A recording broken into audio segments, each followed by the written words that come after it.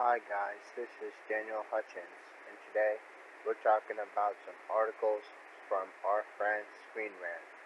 So today from Screen Rant, we're talking about the X-Men. So, X-Men fan art showcases the women of the atom. Now, X-Men comics have always been famed for female characters, with new fan art showcasing some of the best of these characters, okay? So stunning new X-Men fan art shows the women of the atom in all their glory. The X-Men franchise has long been known for its strong, well-developed female characters. In part from that, that's the legacy of the legendary X-Men writer Chris Claremont, who has an unusual talent for developing women, or at least a talent that was certainly unusual in the comic book industry. Back in the 1970s, Claremont, who transformed Marvel Girl into Phoenix, fleshed out Storm and fashioned out the X-Men's demonic sorceress Magic. Over the last few weeks, artist J.P. Pinto has been taking to Instagram gradually to unveil his own rendition of the full roster of X-Women. He's been drawing on characters from every era of X-Men history, albeit with the focus on characters created or profoundly influenced by Claremont. Now finally, the image is complete. The stunning piece of art featuring 14 prominent female members of X-Men. Related to this article is X-Men finally puts an end to 90 comic costumes. We're not talking about that, we're talking about someone else. The roster is a fascinating one, featuring left to right, top to bottom, Monette St. Croix, Rogue, Storm, Rachel Grey, Dazzler, Psylocke, Quenin, Jean Grey, White Queen, Polaris, Jubilee, X-23, Magic, and Kitty Pryde. Some of these characters wear an interesting range of costumes, some original and some lifted straight from comics, offering glimpses of what's come before and what could come to the future. Magic was the final addition to the piece, adding the degree of asymmetry to this finished image. Now, you can find this image from Pretty Cool from Taipei, Taiwan. It's on Instagram, and it has over 1,000 likes.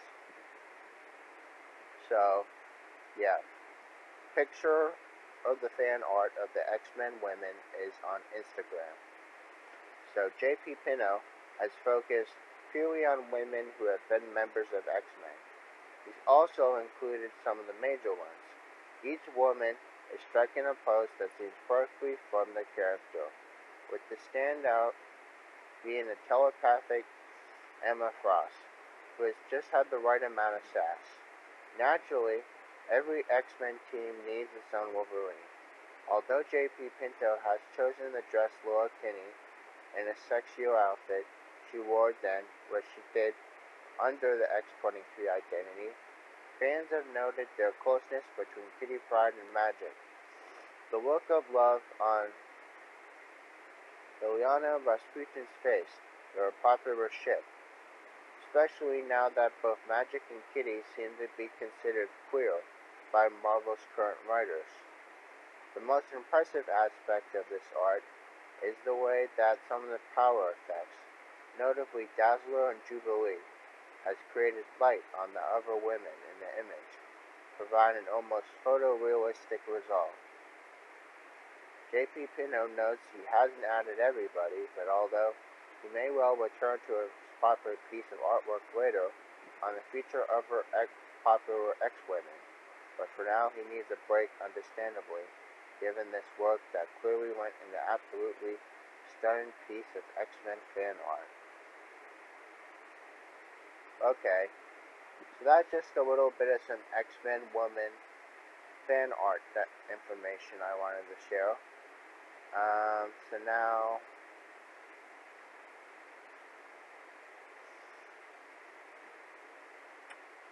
we're going to be going to some other stuff, guys. So, we're just going to be doing all different Screen Rant articles about comic book news. Yep, comic book news, guys. Comic book news. So yeah.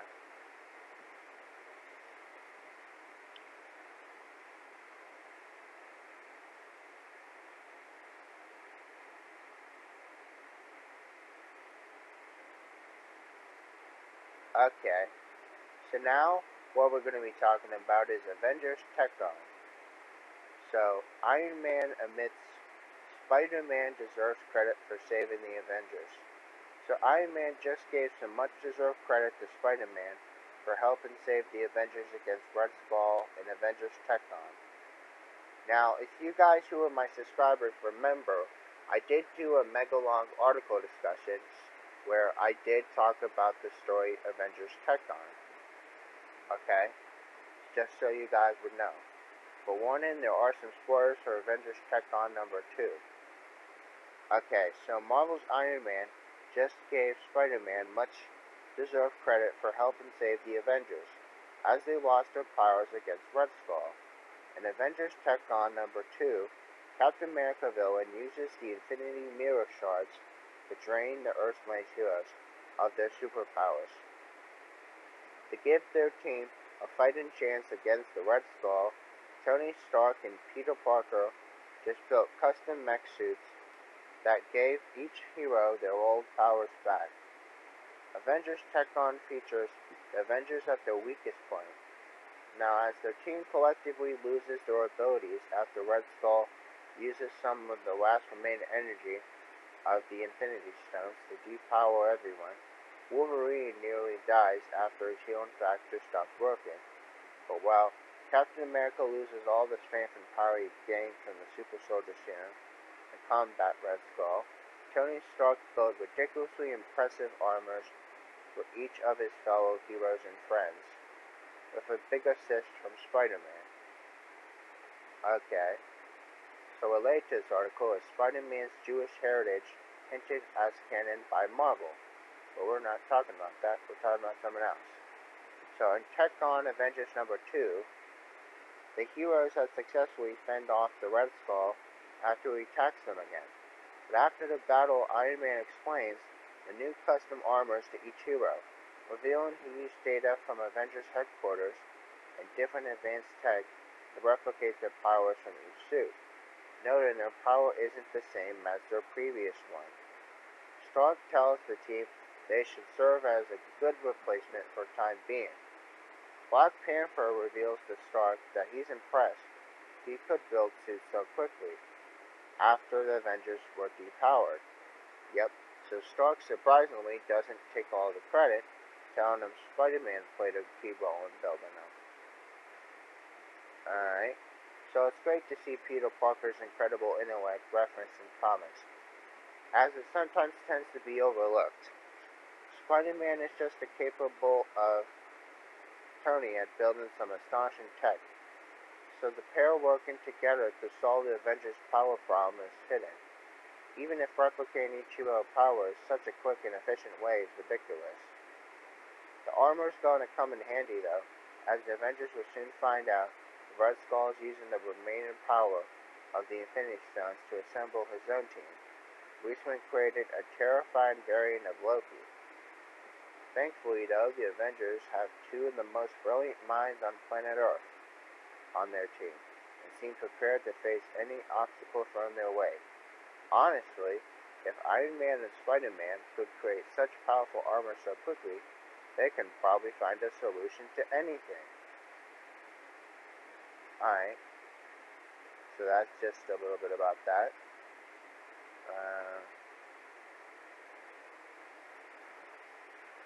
So now we're going to be doing another article.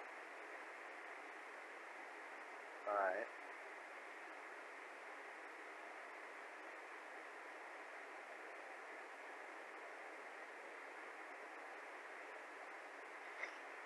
Now, what we're going to be talking about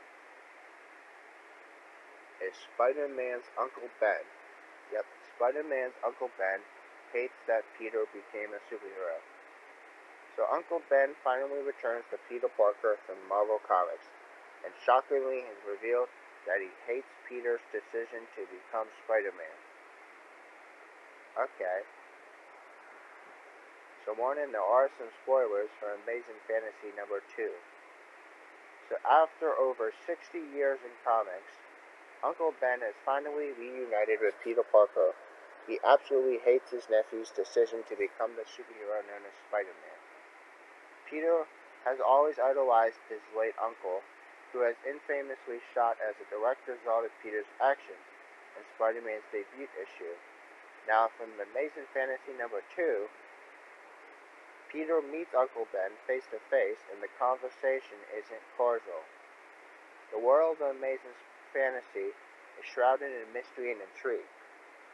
Multiple heroes have been plucked from different times and locations. Captain America from a naval battle in 1943, Black Widow from a harsh training in USSR, and Spider-Man from a fight with the Green Goblin in Manhattan. Now, each of are spirited away to massive landmass in the middle of space.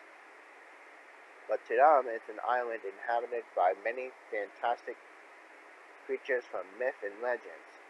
The most surprising native was Uncle Ben, who explains his presence to Peter by simply saying, "Oh, Peter, you're dead. We're all dead." Okay.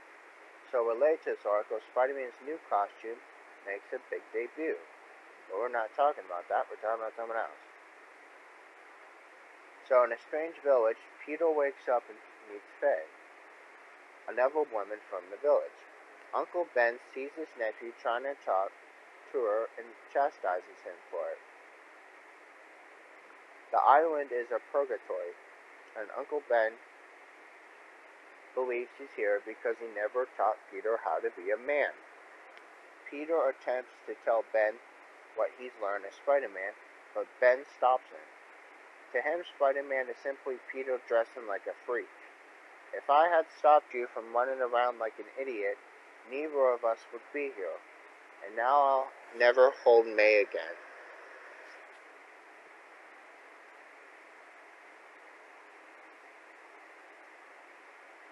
For Peter, hearing his uncle, the man who raised him for most of his life, dismiss all his accomplishments as Spider-Man as dressing like a freak must be devastating.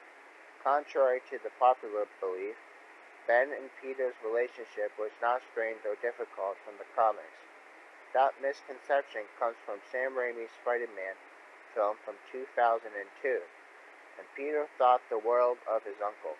Purgatory or no, this reunion is certainly bittersweet, especially considering another instance in comics when Uncle Ben was temporarily brought back to life by Doctor Strange. Ben admitted that he was proud of him and even forgave him for Peter's role in his death.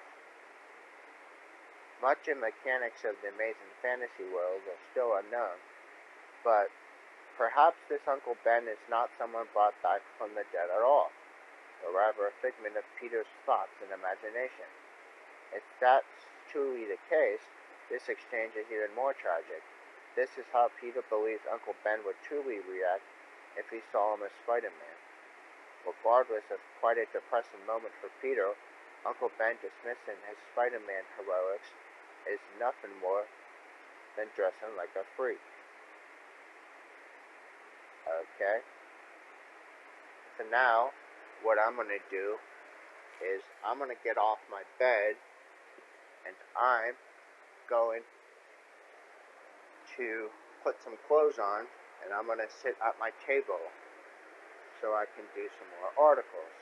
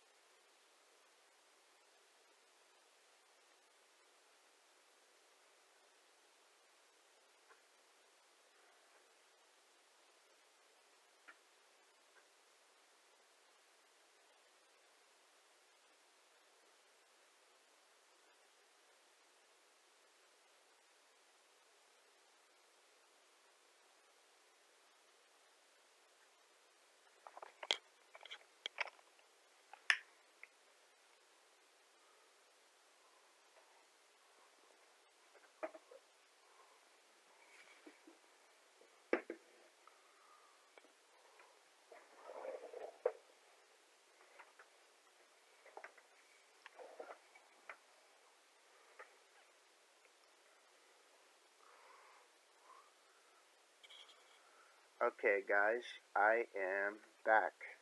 I'm back now, and it is time check is 16 minutes in this video. So, we're going to be doing a couple more minutes of this video, and then I'm going to close it out. Okay? So, now we are going to be talking about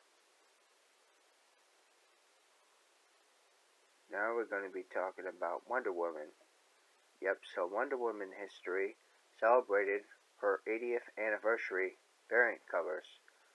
So with Wonder Woman's 80th anniversary 100-page super spectacular coming in October with amazing variant covers from acclaimed artists. Now this was a week ago, guys, so this is just some pretty fairly new information. So for 80 years, Wonder Woman has been saving the world. She's worked solo, been a core member of the Justice League, and even one of the company's iconic Trinity, along with Superman and Batman.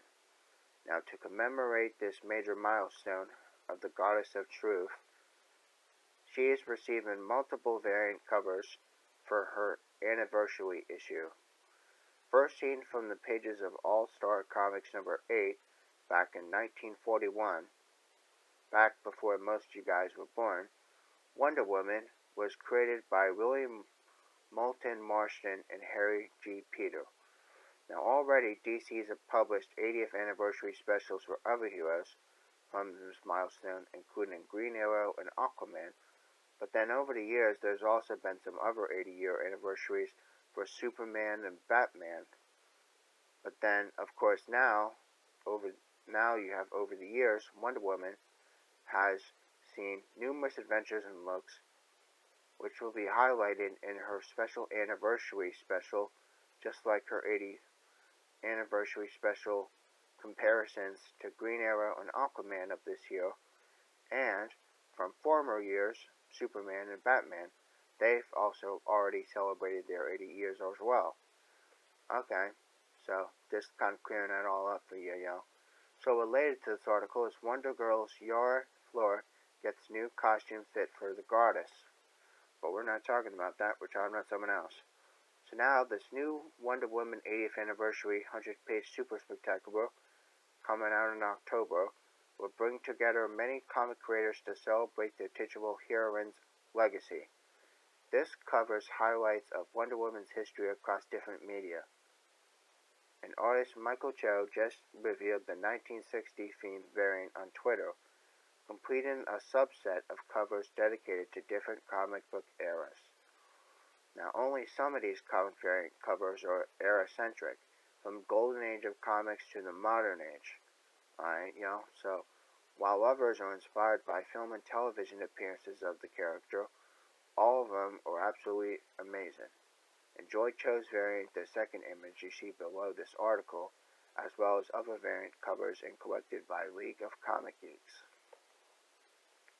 So there's actually a picture of this, what it's going to look like down below, the 100-page super spectacular Wonder Woman 80th anniversary. Of course, it has an old iconic look, and there's all these different covers of her down below. And I have to say, some of these covers are actually pretty cool. Alright, so I'm just letting you guys all know. But the variant covers above are intended to highlight Wonder Woman's comic book history. Now the Golden Age variant comes from Amy Reeder. The Silver Age, featuring her invisible jet, comes from Michael Cho. And now the Bronze Age is by Travis Moore and Adriano Lucas. Modern Age is by Cliff Chiang. Each of these different DC publishing symbols, reflecting the era they are attributing, they also feature some of the characters Wonder Woman has worked alongside and fought against, including Steve Trevor, Hippolyta, Cheetah, Ares, Silver Swan. Now particularly noticeable are the Olympians from the New 52, including Hermes, Hera, Poseidon, and Hephaestus, as well as Strife and Zola. Alright, so, yeah, this idea of Wonder Woman getting her 80th anniversary is actually pretty cool. And of course, there's more photos that follow down below. Alright, so there's another set of variants which features Wonder Woman's media history, from television to film. Now, the television variants are from Cat Staggs, pays tribute to Linda Carter's portrayal of Diana on the 1975 show Wonder Woman. The animation-inspired variant is by Bruce Timm, known for his work on Batman animated series Justice League and Justice League Unlimited, back from the 2000s. But, of course, the film variant, covering and highlighting Gal Gadot's portrayal of Wonder Woman 2017, is by Will Murray. Now, another variant comes from Sun Kamakinaki and places Wonder Woman gorgeously front and center. The final variant is by Jen Bartel. Below shows a progression of Wonder Woman in her costume over the years, connecting her visually through her iconic lasso. It notably includes her straight hair, leather jacket days, and her stylistic, different mid-1990s stories. Now, it's actually pretty cool. So, now Wonder Woman's gone through numerous outfit variations, including a white spy outfit in the 1970s, which was absent from these covers. However, she always comes back to a classic color scheme of red, blue, and gold. Now, occasionally bringing back her star-spangled shorts or skirt, her fashion is iconic and her heroism reaches mythic levels. Even after 80 years, Wonder Woman is showing no signs of slowing her fight against evil. So there will be many more milestones to come, but you can check out Wonder Woman 80th Anniversary 100-page spectacular, which comes out on October the 5th. Okay, so that might be something you might want to check out if you like picking up 80th anniversary superheroes from DC Comics. So now we are going to look for one more article,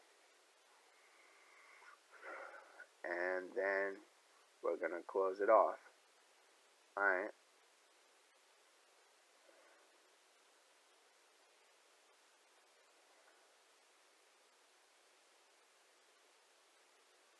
Alright.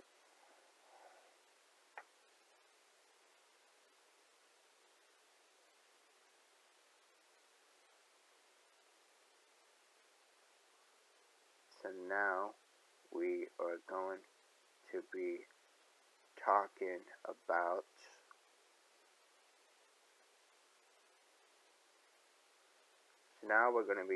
about something else from the comics. So now we're going to be talking about Superman merging with Shazam to form the DC's most shocking fusion. Okay, so Superman merged with Shazam to form DC's most shocking fusion. This was from yesterday. So typically Superman's known as the last son of Krypton. But there was a time long ago where Clark Kent had once wielded the mystical power of the world's mightiest mortal himself. Alright, so the last son of Krypton is typically seen as DC Comics' strongest hero, but from a strange adventure has imbued Superman with the power of Shazam. Now, Clark's learned just about how power of the world's mightiest mortal really wields. However, especially during his time as Captain Marvel, he was considered one of the few heroes on par with Superman. But in Action Comics 768, the power of once and future Shazam shocks even the Man of Steel. Now, despite his current power malfunction, Shazam has never been a pushover. But while he's never quite underestimated Captain Marvel, Superman has had a hard time grasping the forces that Billy Batson taps into. Now, of course, it took a first-hand experience from the power of Shazam for himself for it to really sink in. Now, related to this article is DC's finally solving the evil Superman problem. But we're not talking about the evil Superman. We're talking about someone else.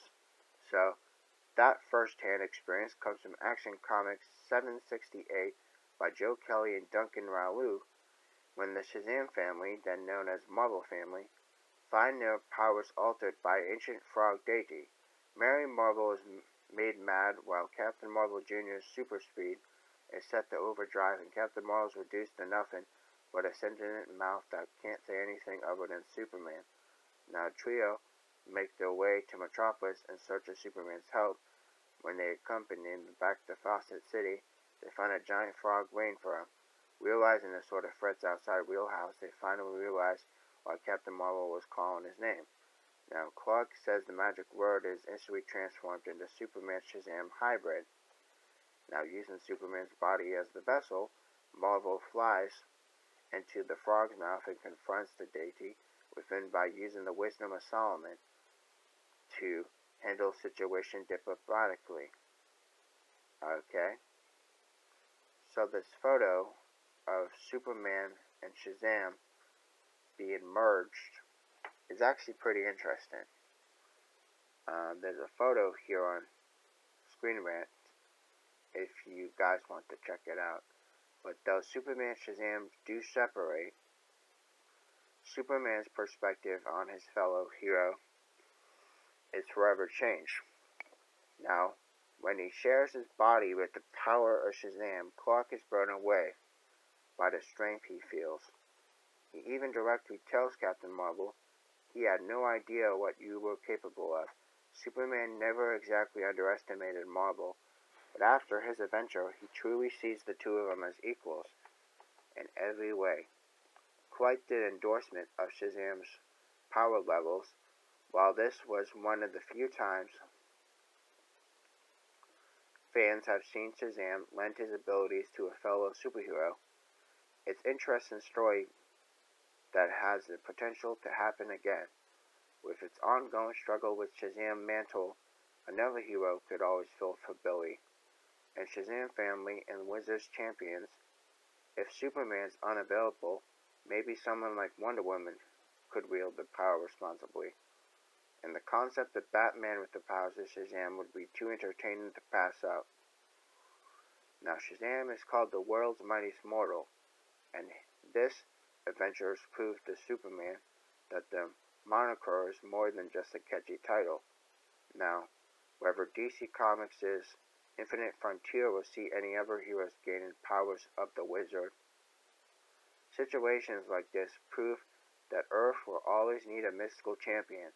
Plus, Shazam and Superman are overdue for another team-up anyway. So there you go, guys.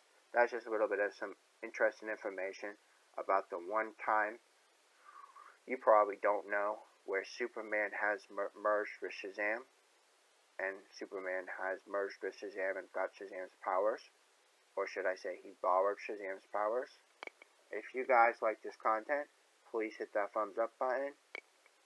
And of course now, since I'm awake, I'm just gonna take things a little easy today, and I'll see you guys in the next upload. And you guys have a wonderful morning. Bye.